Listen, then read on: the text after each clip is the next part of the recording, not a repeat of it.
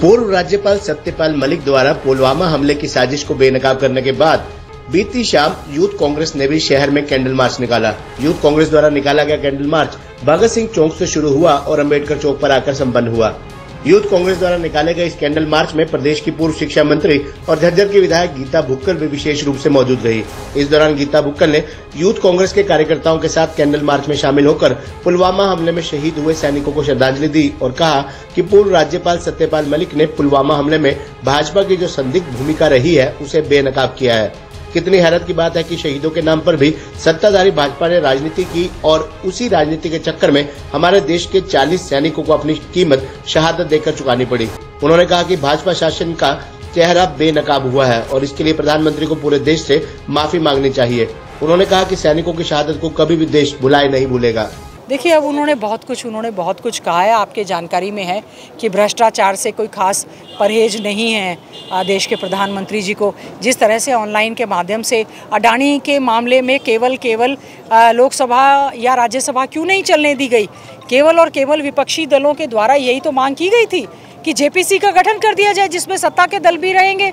और सारे के सारे विपक्षी दल इकट्ठे होकर मार्च किया राष्ट्रपति भवन तक कि आप क्यों इस बात को नहीं बताते कि देश के प्रधानमंत्री जी का और अडानी का क्या रिश्ता है, बीजेपी और अडानी का क्या रिश्ता है, क्या कारण है। छोटी से छोटी चीज़ और जहाज़ तक लेकर रेलवे लाइन तक सब कुछ अडानी अंबानी का हो गया है, तो आम जनमानस कहाँ जाएगा, आम छोटा व्यापारी कर्मचारी कहाँ जाएगा।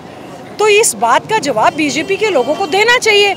तो केवल यही बात है कि लोकसभा चलने नहीं देते, लोकसभा में जो बोला जाता है उसको कार्रवाई से निकाल देते हैं, विधानसभा में माइक बंद कर दिए जाते हैं, लोकसभा में माइक बंद कर दिए जाते हैं। तो मैं समझती हूँ लोकतंत्र की पूरी तरह से हत्या करने का काम किया है।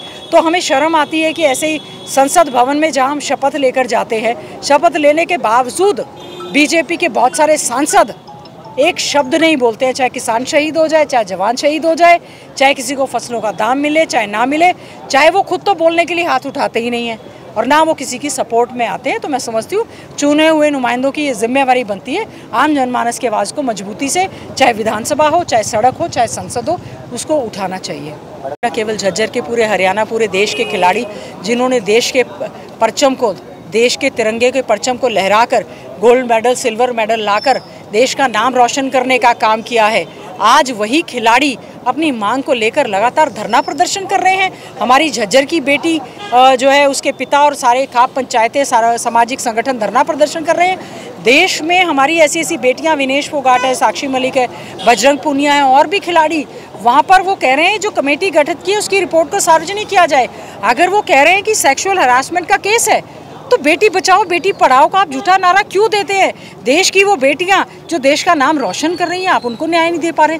तो एक आम बेटी इस सरकार से क्या न्याय की उम्मीद करेंगी। कांग्रेस पार्टी, जैसा कि आज आदरणीय चौधरी भूपेंद्र सिंह हुड्डा जी झज्जर अनाज मंडी, रोहतक, झज्जर, बेरी और सांपला सब जगह बहादुरगढ़ होते हुए गए हैं, उन्होंने कहा है कांग्रेस पार्टी का पूरी तरह से समर्थन हमारे खेल और खिलाड़ियों के साथ है।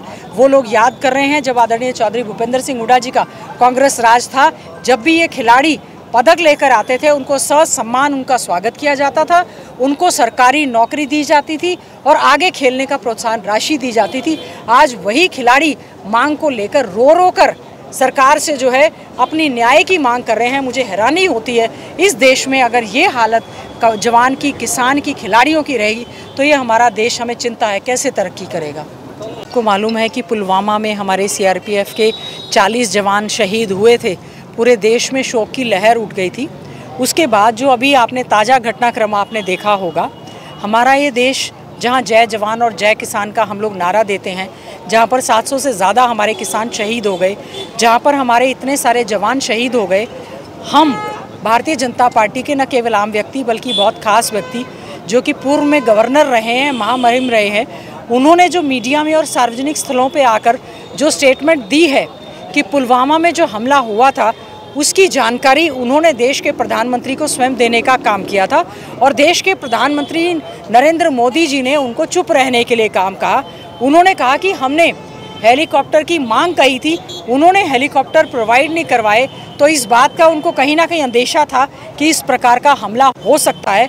तो मैं समझती हूँ उनकी इस बात से ये लगता है कि न केवल ये इतनी बड़ी घटना बल्कि कहीं ना कहीं राजनीतिक लाभ लेने का विषय इसमें था, तो आज हम कड़े शब्दों में निंदा करते हैं। हमारे युवा साथियों ने पूरे इस समय देश में इस बात को लेकर कांग्रेस पार्टी जो है संघर्ष कर रही है। आज हम झज्जर में हमारे झज्जर के युवा साथियों ने कैंडल मार्च निकाला है, जहां हम हमारे उन अमर शहीद जवानों को श्रद्धा के सुमन अर्पित करते हैं।